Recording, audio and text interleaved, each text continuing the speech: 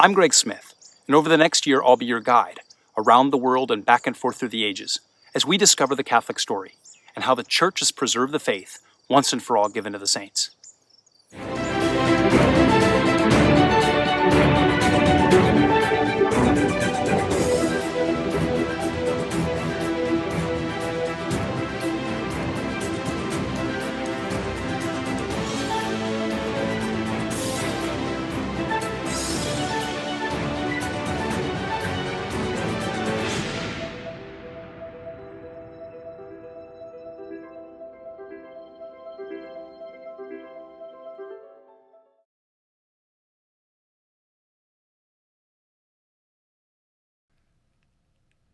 Welcome to episode 19 of season 1 of One Whirling Adventure. I'm so glad you could join me for this special episode of virtual pilgrimage to Jerusalem as Jesus knew it during Holy Week. Now, this isn't going to be a typical One Whirling Adventure episode. Typically, I try to make these episodes cinematic and big on narrative.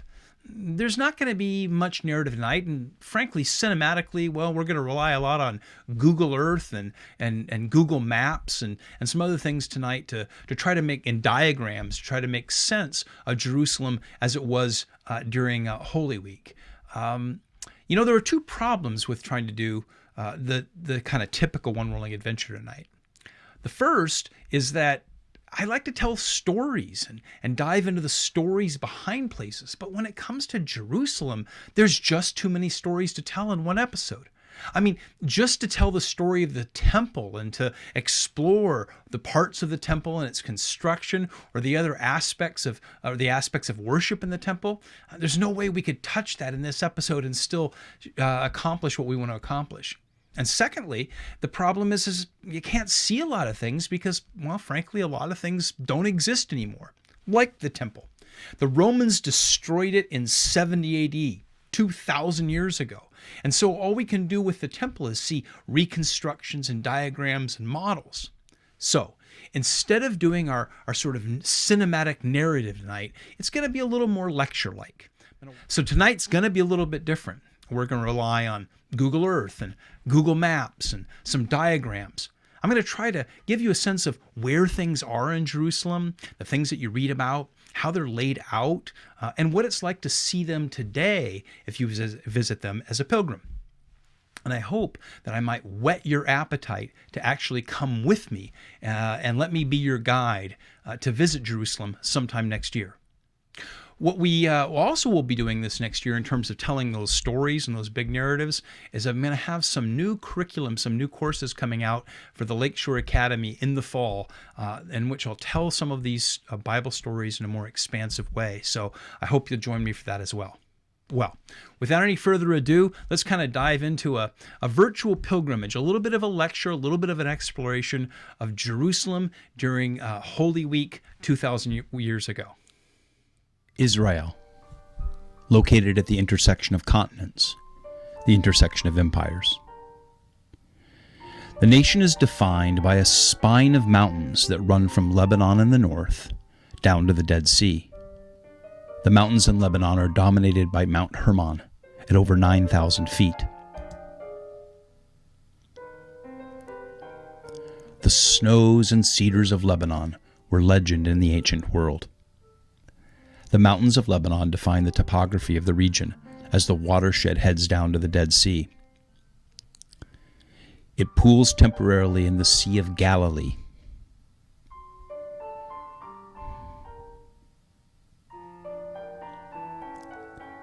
And the nearby town of Nazareth, where Jesus grew up. We can see that the watershed heads down the Jordan River Valley toward the Dead Sea. The Jordan River Valley is an oasis that defined the eastern edge of Israel, and on down to the Dead Sea, so named because of its high salt content.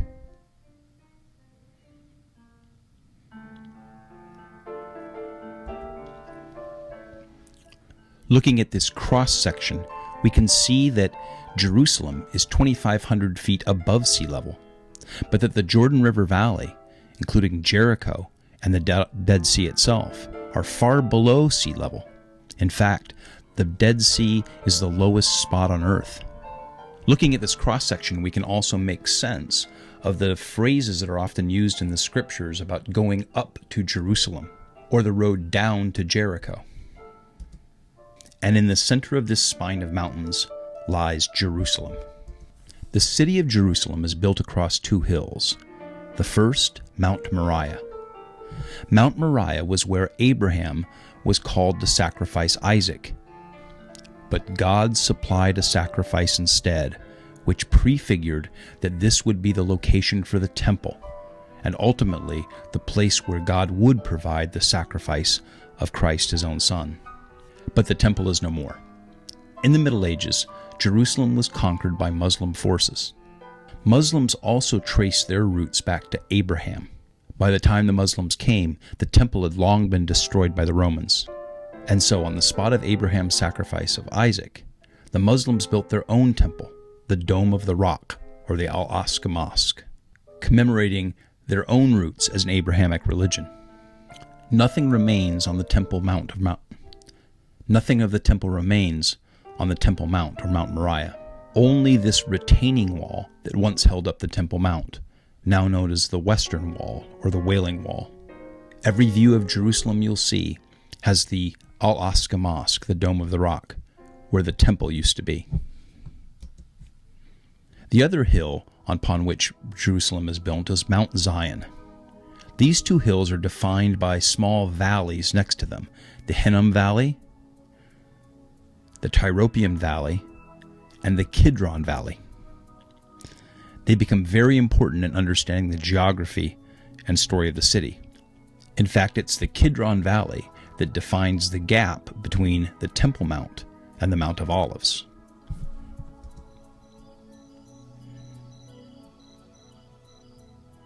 Over time, the successive empires that ruled the city filled in the Tyropoeon or Central Valley. An additional fill was brought into the Kidron Valley, so it's no longer as deep or steep as it was when Abraham first climbed it with Isaac. The city is now sprawled across these hills as a single entity. But the original city of David was just on the top of Mount Moriah. You can see here how it was a defendable location. This artist's representation shows it during the time of Solomon, because you can see the temple had been built, which David did not build. This across the Kidron would be the Mount of Olives. And this hill, across the Tyropoeon or Central Valley, would be Mount Zion. And the Tyropoeon Valley was filled in order to construct the city across the two. Now the city sprawls across these hills as a single entity, but you can still see the basic shape and topography of the region, with the Temple Mount, the higher Mount Zion, and the upper city. But ages and ages of construction and building have leveled out the original shapes described in the Old Testament. You can see here the Kidron Valley, and the Golden Gate, and the route that Jesus took on Palm Sunday.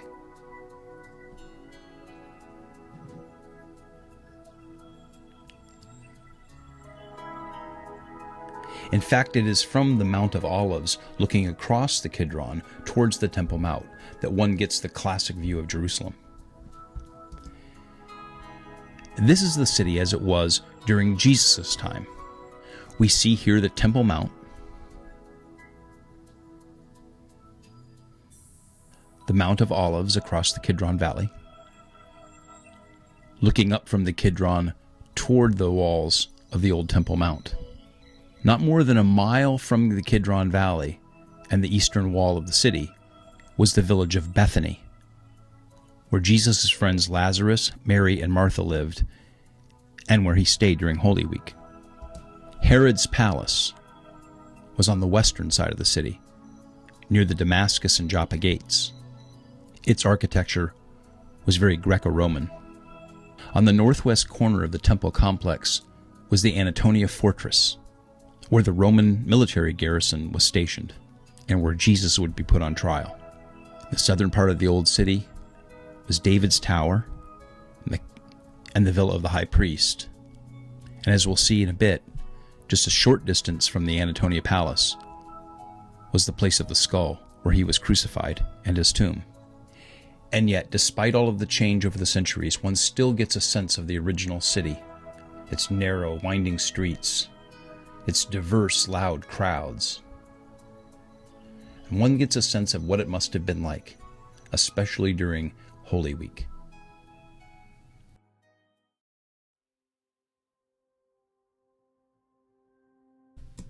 On Monday morning, Jesus heads over to the temple from Bethany. Along the way, going over the top of the Mount of Olives, he sees a fig tree And so we have this famous story from the Gospels of Jesus cursing a fig tree because it wasn't ready to provide fruit when the master came. And that really is a parable that harks back to the Old Testament, where Jerusalem, or the nation of Israel, is compared to a fig tree that should bring forth a harvest for the Lord.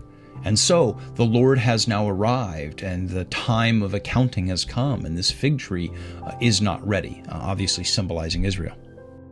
Now, perhaps one of the most touching stories in the Gospels occurs this Monday morning, because after the cursing of the fig tree, as he arrives at the top of the Mount of Olives and looks down on the city with that amazing perspective, Jesus weeps over the city. He says, "O Jerusalem, Jerusalem, how long I have longed to draw you in as a mother hen does to her chicks, but you would not accept the Lord. You rejected the prophets, stoned the prophets, and were not ready on the day that I came to you." And so Jesus cries over Jerusalem, and that moment is commemorated by a church on the location where it occurred. The Dominus Flevit Church, which is Latin for "the Lord cried." And you can see that it's shaped like a teardrop. Inside there's this amazing mosaic that commemorates the moment. Here, of course, is Jesus comparing himself to a mother hen wanting to draw the people of Israel in like a mother hen draws in her chicks. And you can see this perspective from the place where the Lord cried over the city. This is the spot where it happened. Looking down on the city, looking down on the people of Israel, looking down on the temple, and weeping over them. The Dominus Flevit Church, again, Latin for "the Lord cried," is an amazing location to think about salvation history and the Lord's love for his people. How God loves us and wants to draw us in, and how we were not prepared on the day of his visitation at that time.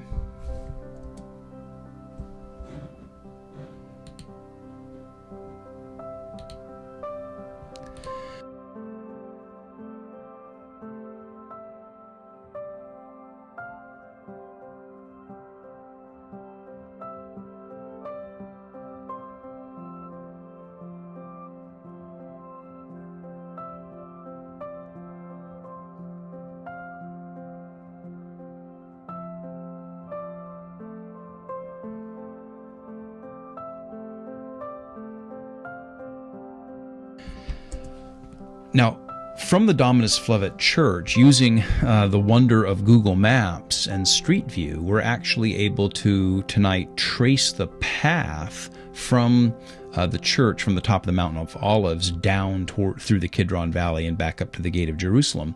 And this essentially would have been Jesus's commute. Now, these walls and these exact stones may not have been there at this time, but this pretty much would have been his daily commute during Holy Week. And so through the sort of wonder of technology here, we can imagine that and imagine ourselves as pilgrims doing that.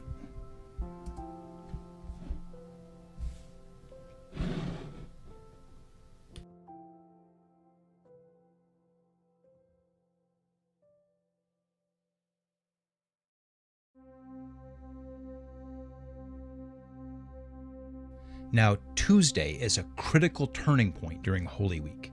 It really is the day that the end game gets set up to be played. What happens is this: Jesus gets up in the morning in Bethany, as he does on the other days, and he travels over the Mount of Olives. He checks on that fig tree he had cursed yesterday. You can read that story in the Gospels. And then he heads into the temple and the temple courts. And the crowds are just gathered around him, not only his disciples, but huge numbers of the public and the religious leaders and everybody else. And they are eager to hear and they're hanging what he has to say, and they're hanging on every word. And then what he does is he launches into this tirade, this condemnation against the scribes and Pharisees, the religious leaders of the Jews. And we can read about this in the Gospels. For example, Matthew records in the 23rd chapter. And it's known commonly as the "Woe to you, scribes and Pharisees" verses. So Jesus just blasts them standing in the temple courts in hearing of everyone. He says, he calls them snakes, a brood of vipers. How can you escape being sentenced to hell? And then he says, terrible things will come upon this generation because of you.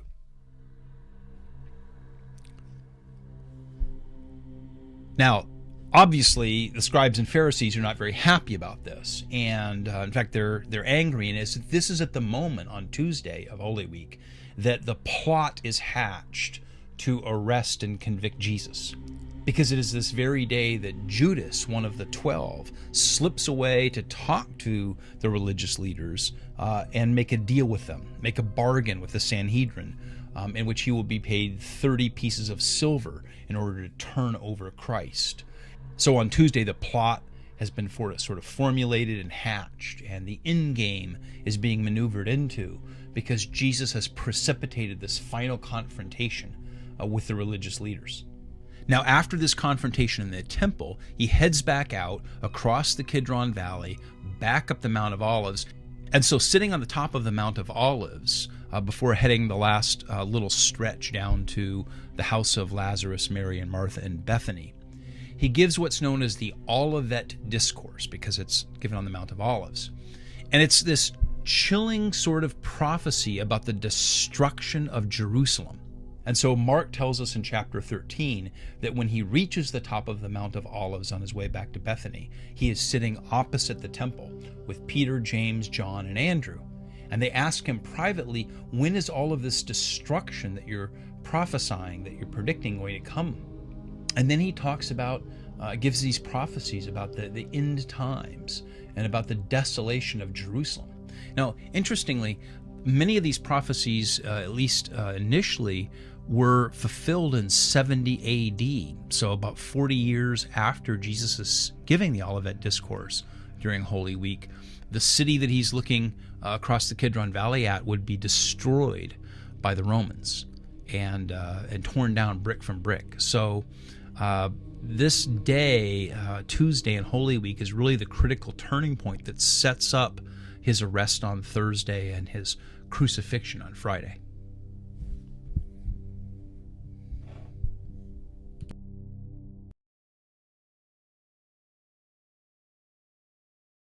So Thursday is obviously a big day during Holy Week. It's the day of the Last Supper.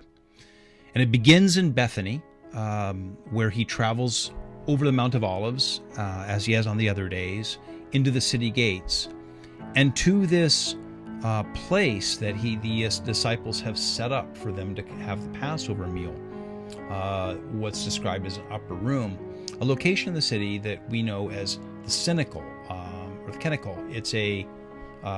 It's near what used to be called the Tower of David. And it's a place that one of the most popular pilgrimage spots in Jerusalem. And this is the upper room.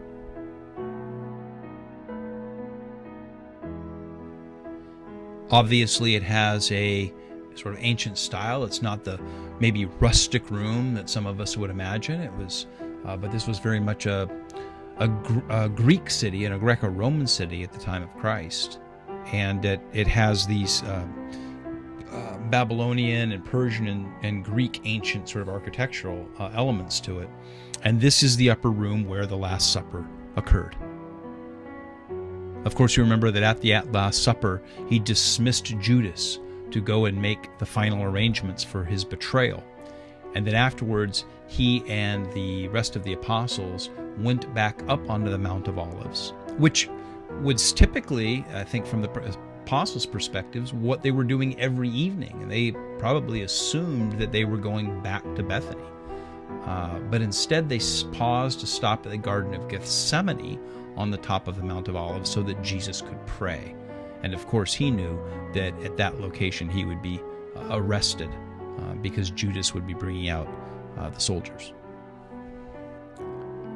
And this is the Garden of Gethsemane.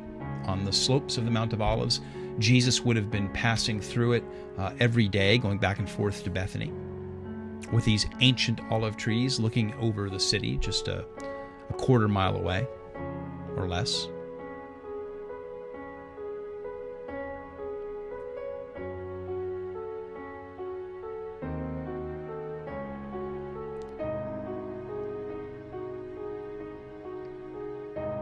And so he pauses to pray here.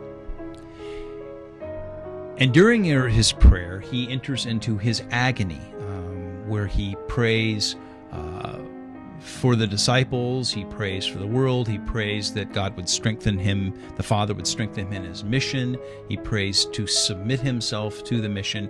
And this church, the Church of all nations, or the Church of the agony, commemorates that. It says that Jesus prayed on a rock, and this rock, right here in the floor of this church, is that rock in the Garden of Gethsemane. Of course, now it's covered by the church building, but this is the rock where Jesus prayed in agony the night before his crucifixion. And as pilgrims, we can visit the Garden of Gethsemane, go into the Church of all nations, and see this remarkable spot.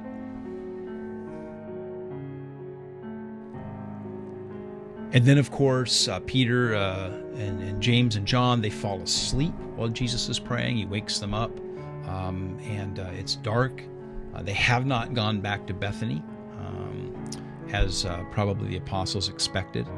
And while Jesus is praying and while he's waking them up, all of a sudden he says, "Look, the hour has come." And the soldiers, led by Judas, come with torches to make his arrest here on this very spot.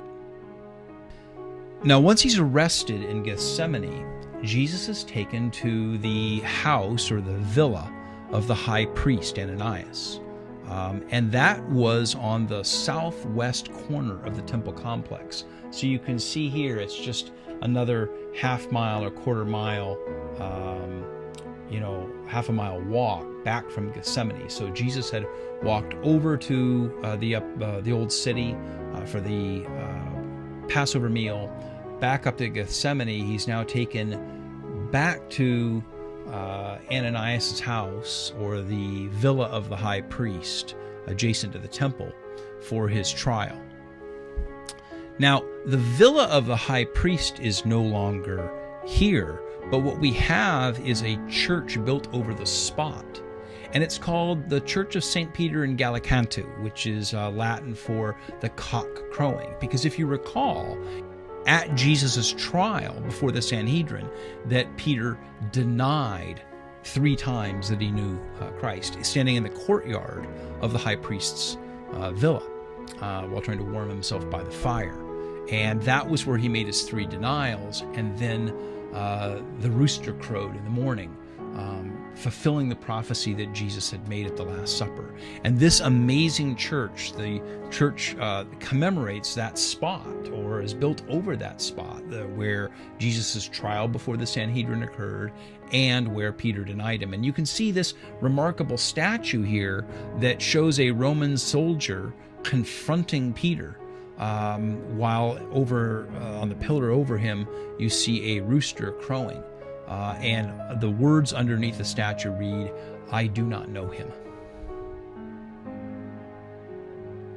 And from this perspective, standing at this church, you can look back and see the temple just really a quarter mile or so away, and the Mount of Olives where Jesus was arrested in Gethsemane just above that, and this spot that commemorates Peter's betrayal, Jesus' trial. And this is the remarkable church there inside with masses for pilgrims. See, the weather vane on the top of the church has that rooster to commemorate the moment.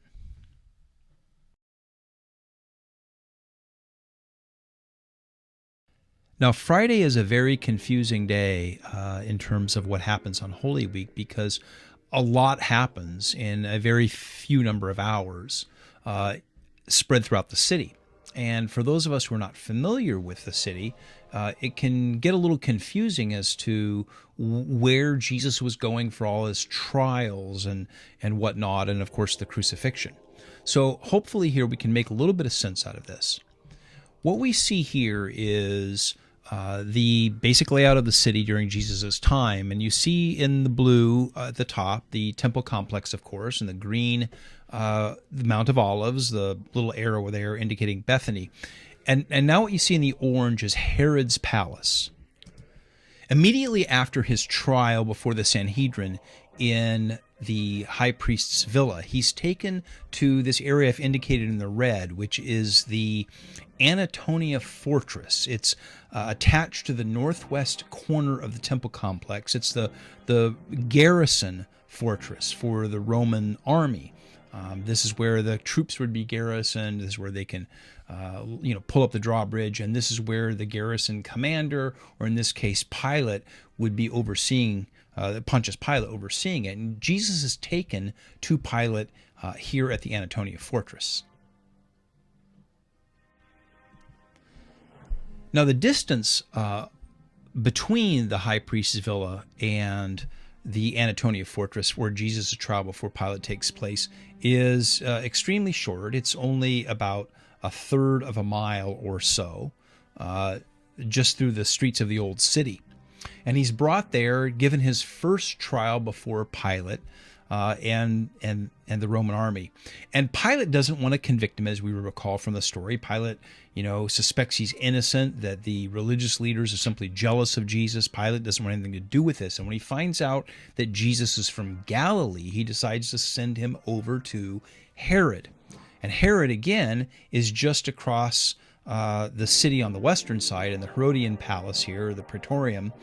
And again, that's a short journey, about a half mile back across the city the other way. But Jesus is being dragged back and forth between these trials. This is a model of the Praetorian palace as it looked at that time, or Herod's palace at that time. Right now, that area has been destroyed, and there's simply modern buildings there, although some excavations underneath them looking for artifacts and whatnot. Herod ends up sending him back to Pilate. Again, the entire back and forth exchange of Jesus in these things is only a very short distance, about a mile and a half or so total. But he is dragged back and forth between these trials. And when he comes back for the second trial before Pilate, that's where he's convicted and he's scourged. And he's, of course, brought out before the crowd. The whole Ecce Homo, behold the man. The crowd cries for Barabbas and whatnot. And Pilate washes his hand, reluctantly convicts Jesus, and sentences him to crucifixion. And he is scourged in the courtyard of the Antonia Fortress. Now, that fortress no longer exists, just like the temple no longer exists. A lot of these things were destroyed, obviously, over the ages. We know where they are. In many cases, excavations have been made of the foundations and the ruins, but the building itself doesn't stand as it did at that time. And yet this is where Jesus is convicted. He is scourged, and he is given his crucifix to carry. And he is sent out to the place of the skull. Now, in movies, this is often portrayed as far outside the edge of town, outside the city walls. It's outside the walls of the Antonia Fortress, and it's outside the walls sort of the old city, but it's within the city complex itself. And the route that Jesus takes is called the Via Dolorosa, or the Road of Sorrow. And this is where we actually have the Stations of the Cross. So when we do the Stations of the Cross, we recreate Jesus' journey from his trial before Pilate in the Antonia Fortress to the place of the crucifixion, Golgotha. And it was along here that all of the events of the Stations of the Cross occurred. Jesus falls 3 times, Veronica's veil, so on and so forth. The women of Jerusalem weep over him. Simon of Cyrene picks up the cross. But that route, the route of the Via Dolorosa, the route of the Stations of the Cross, is known to us. And one of the, absolute treasures of going to Jerusalem is being able to walk that. And along the way, there are station churches. Each of the Stations of the Cross has a church built associated with that. And so part of the pilgrimage to Jerusalem is to walk the Via Dolorosa, stopping at each of those Stations of the Cross for prayer. And you can see here going from near the Lion's Gate, the Temple Mount there, the Antonia Fortress, and it kind of jogs over a little bit this way and that way. And when we look at the total distance of that, it's really not more than a quarter mile. It's like 0.25, 0.35 miles is the entire distance of the Via Dolorosa and Jesus's march from his conviction, his scourging, to the place of the crucifixion, the place of the skull. And you can kind of see how that Via Dolorosa route sort of lines itself out now. So when we take a pilgrimage there, we can walk it. And again, it's about a third of a mile at the most, but stopping frequently. And it's extremely popular, obviously, and has been for thousands of years, with pilgrims wanting to walk where Jesus walked, and especially, of course, walk his last walk. And it follows these narrow streets.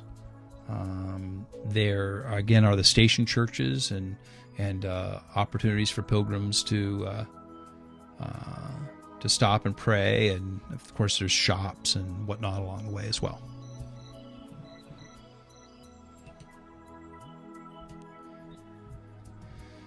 Now, when you arrive at the place of crucifixion, it's not what you would expect or what you imagine as a pilgrim, because it's not a bare space on the edge of a hillside outside the edge of the fortress there. There's a massive church built over the top of this location.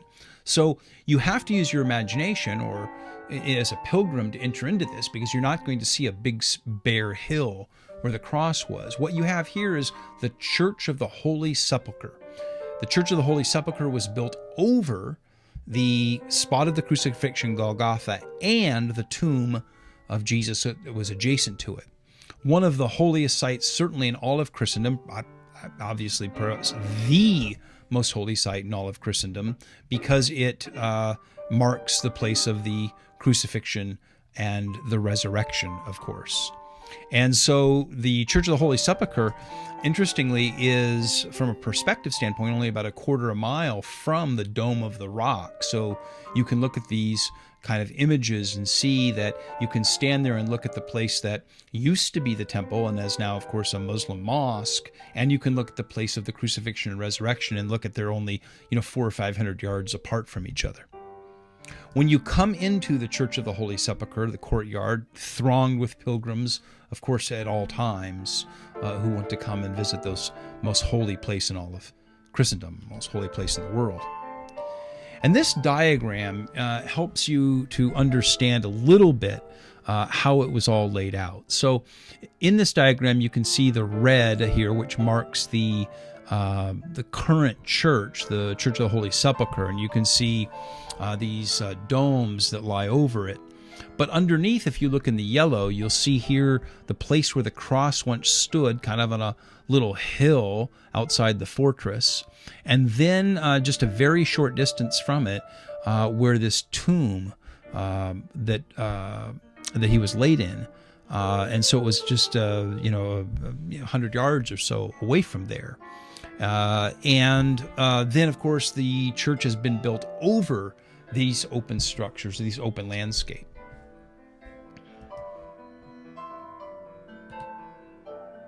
And again, here's another sort of cross-section of the Church of the Holy Sepulchre to give you some sense of what these are. And of course, as a pilgrim, you visit it and you say, this is the spot where the crucifixion happened. This is the rock, the place of the skull. And then here's this inner chamber where there is another chapel built over the sepulchre, the actual tomb from which Jesus rose.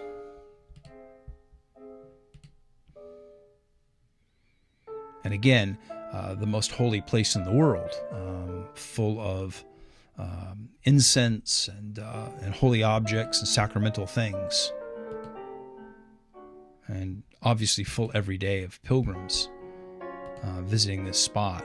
This is the tomb itself. Well, obviously, as a church built over the tomb. The tomb is this was built over it, and so it's a church inside of a church.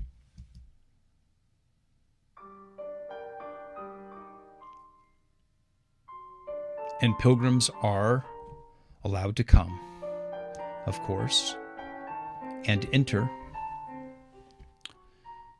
into the Holy Sepulchre where the spot of the resurrection is marked, and pilgrims are allowed to kneel and kiss the spot where Christ rose.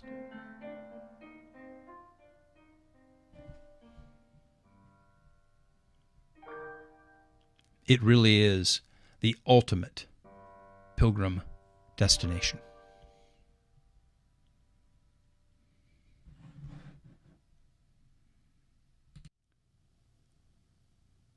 And of course, on Sunday morning, the disciples ran to the tomb, found it empty, and, well, from there, the real story began. You know, I hope that this has whetted your appetite to learn more. If it's whetted your appetite to learn more about the Bible story, to learn more about the life of Jesus, the more about the life of Israel, the more about the kingdom, then I really hope that you'll join me this fall for some exciting new courses that I'm putting together for the Lakeshore Academy. And that's really going to unpack those stories in great depth, much more than we're able to do even in these episodes. So stay tuned for that. Secondly, I really hope this has whetted your appetite to come with me and allow me to show you these things in person. We were going to go to Israel at the end of 2020. We had actually a trip booked. A lot of people signed up to go to not only the Holy Land, but also Turkey to see not only the sites of the Old and New Testament in Israel, but the sites of the New Testament church in Turkey, the travels of Paul. But unfortunately, COVID travel restrictions prevented us from going. We've rescheduled that for this November, in November of 2021. But at this point, I'm pretty concerned that the travel restrictions might not be lifted soon enough. So it's most likely that we'll be rolling those over till about a year from now, till next Easter. And wouldn't it be amazing to join me for Lent in Israel next year? I would love to have you come with. So stay tuned if you're interested in that. Pay attention to the Lakeshore Academy website and also my new One Whirling Adventure website, which is just simply onewhirlingadventure.org. Get on the mailing list. Pay attention to the Facebook. Send me an email. Really looking forward to taking a group to Israel to see the things that I showed you tonight in person and so much more. So, thank you. God bless. Have a happy Easter, and we'll see you for the next episode after Easter.